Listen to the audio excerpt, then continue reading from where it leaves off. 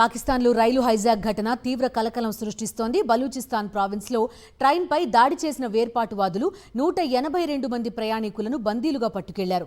Jafar express Quetta నుంచి పెషావర్ వెళ్తుండగా ఈ ఘటన చోటు చేసుకుంది. బలూచ్ లిబరేషన్ ఆర్మీ ఈ దాడికి బాధ్యత ప్రకటించుకుంది. తాము బందీలుగా తీసుకున్న వారిలో భద్రతా సిబ్బంది కూడా ఉన్నారని తెలిపింది. పక్కా ప్లానింగ్తో ఆ గ్రూప్ రైల్వే ట్రాక్ని పేల్చివేయడంతో రైలు నిలిచిపోయింది. వెంటనే వేర్పాటువాదులు ట్రైన్ని తమ నియంత్రణలోకి తెచ్చుకున్నారు. దాదాపు 500 మంది ప్రయాణికులను బంధించారు.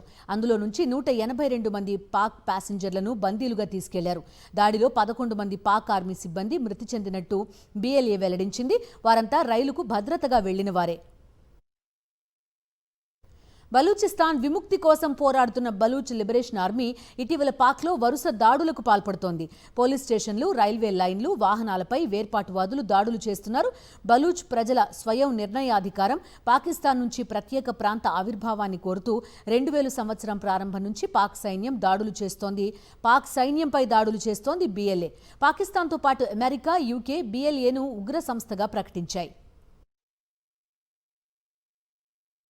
బలూచిస్తాన్ ప్రాంతం నైరుతి పాకిస్తాన్, ఆగ్నేయ ఇరాన్, దక్షిణ ఆఫ్ఘనిస్తాన్లలో వ్యాపించి ఉంది.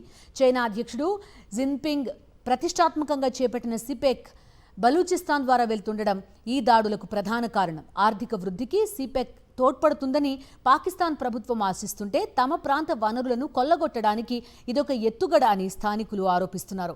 ఈ ప్రాజెక్టుకు తీవ్రంగా వ్యతిరేకిస్తూ దాడులు చేస్తున్నారు.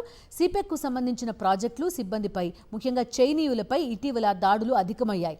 బలూచ్ వేర్పాటువాదాన్ని పాకిస్తాన్ ఉక్కుపాదంతో అణచివేస్తుండటంతో పరిస్థితులు మరింత జటిలంగా మారుతున్నాయి.